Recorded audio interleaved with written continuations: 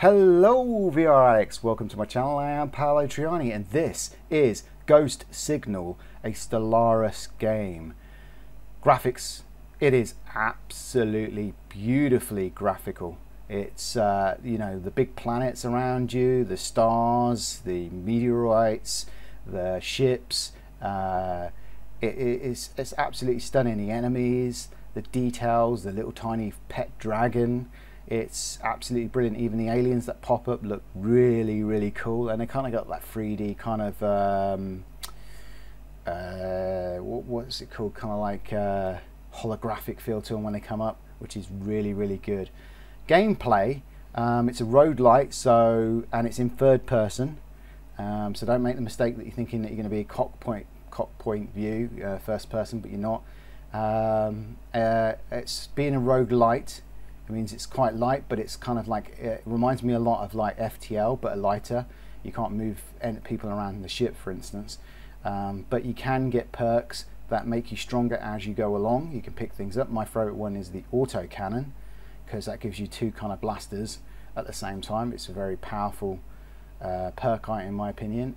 As you can see in my clip here, I've got like a little baby dragon with me. That's upgraded 3 times as well, because when you get a perk, or in this case they call them weapons and utilities, if you get one of those two, you can upgrade it 3 times as well with the resources that you gather by killing stuff or destroying meteorites that have particular material in them. You can also upgrade your ship as every time before you start a mission, which is fantastic, and you also have free ships. So there's quite a lot of content for what it gives, and it's pretty much a cheap game as well. It's an absolute bargain, and I think the content is good enough for the price, but you will probably look, if you play quite heavily, you probably will 100% it like I have within a couple of weeks quite easily. Even if you're really hardcore and you're somebody that never puts your headset down, you could probably complete it within 2 days even, quite easily, or even quicker. But nevertheless, it's priced accordingly, and here you go. Like, this is where you can upgrade. Like, this is the meteorite blaster. It kind of pushes them away a bit more. It's got a bit more thicker. You can upgrade it 3 times, and it's got more of a percentage as you do so. And just like FTL, you've got like the path that you can go, which has different stuff on it, and some of those is like a question mark where you'll meet a civilization. You have to go through a certain thing to unlock something, or it can be a bad thing and then you end up with a negative.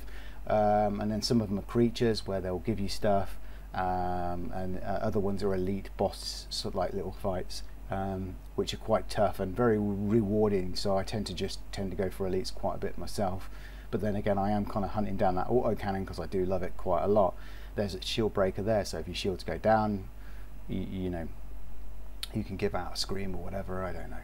They do lots of different things. There's lots of different types of upgrades, and you can see here there's tons of upgrades. That's all my upgrades there. That egg-shaped thing there is that dragon, for instance, upgraded 3 times. That's as big as it gets, and as powerful it gets, but it's pretty weak later on.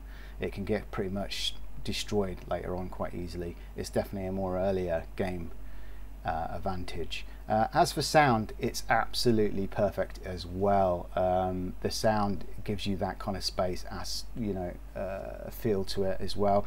And the outro credits song is absolutely brilliant as well. It's very sweet female voice singing, and it really gives you a pumped up feeling afterwards, which is what movies generally do when they pump the credits as well sometimes, you know. It might be not everyone's taste, but I think that's high quality stuff. I think that Fast Traveled Games have done really well with this game overall. Now you can play also with your hands or with the controllers, but I found it a lot more precise using controllers. I found it a bit finicky playing with my hands, though playing with my hands gave so much more freedom as well. Like, it just felt like all I was doing was wearing a headset and I was just moving my hands. It was beautiful, but it kept sometimes making more mistakes, and it was a bit harder to do things with my hands, where I felt I could easily do a lot more with a controller at my hands, in my hands. So basically, yeah, you've got those choices, and like I said right at the beginning, you've got free ships. And it being a roguelite, obviously if you die you start at the beginning again, even if you make it all the way to the end. In this particular case, you make it you end up at the beginning again, because there's also 10 threat levels, and you can actually skip some of the threat levels by doing different choices. There's different choices at the end as well, which is pretty cool, so you can come back to it and see what those other choices would give you. I think that's brilliant. And threat levels are negatives against you when you're playing in the game. So for instance, the enemy would have 10% extra shields, for instance, and then if you put another one on, the enemy will be 25% harder hitting, you know, etc, etc, stuff like that. And in the game there's also defects that you can pick up as well that can stop your missiles from firing, they can stop you from seeing what's in front of you, you know, like those question marks, etc. So you don't know you're blinded. Some of them can not half, but you know, chop down your shields by a certain percentage. But there is you know, there's weapon shops, traders, and there's utility traders, and there's also the tinkerers, which remove defects for you, but they have free options every single time, which is give you 50% extra hull, give you an extra missile, or remove a defect. So and they cost 100 each. So there's lots of options, I think, and it's absolutely a wonderful game. So let me think what I may have missed. I don't think I've missed anything else. Going back to the sound as well, there's also an actor in it that sounds very posh. You've got your kind of like I think it's called Ver in the game or something, and it's a very posh kind of AI type person that will talk through it sometimes. Sometimes obviously he's going to repeat a lot of things, like, oh look, there's a black hole, oh look, there's a black hole, oh look, there's a black hole, and you think, oh my god, stop repeating it. But other than, you get that with every game, and I think the voice is really well acted, and I think the actor did a really good job there. And obviously you're unraveling a puzzle to work out how to end this constant roguelike loop, and you can end it, unlike some other games. It's never ending.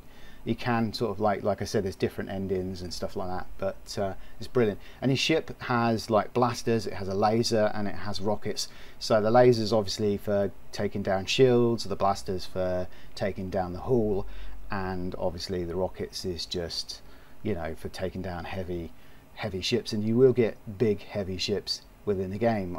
You know, you do get some massive frigates and massive battle type ships that fire massive light arc rockets, and sometimes also send out other types of ships as well. So for a roguelite, this is definitely a really good game. The only downside I think that this game actually has is that when you do talk to the aliens, you have to kind of read it, and it would be nice if there was some sort of universal translator.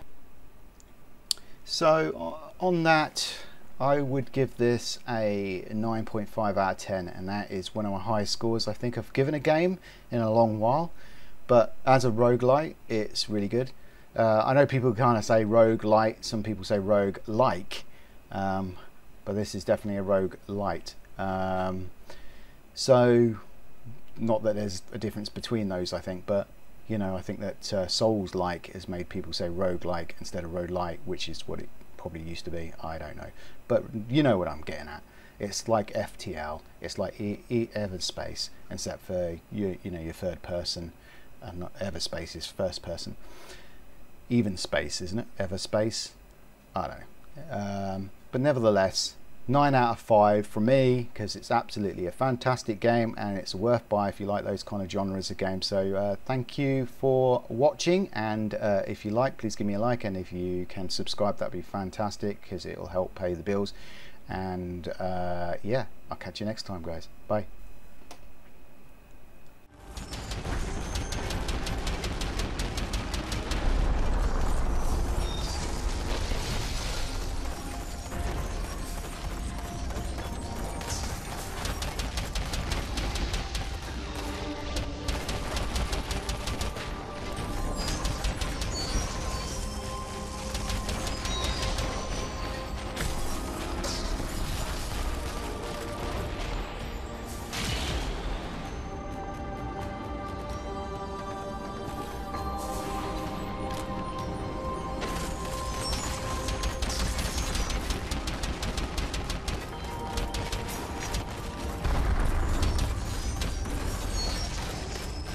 Hyperdrive operational.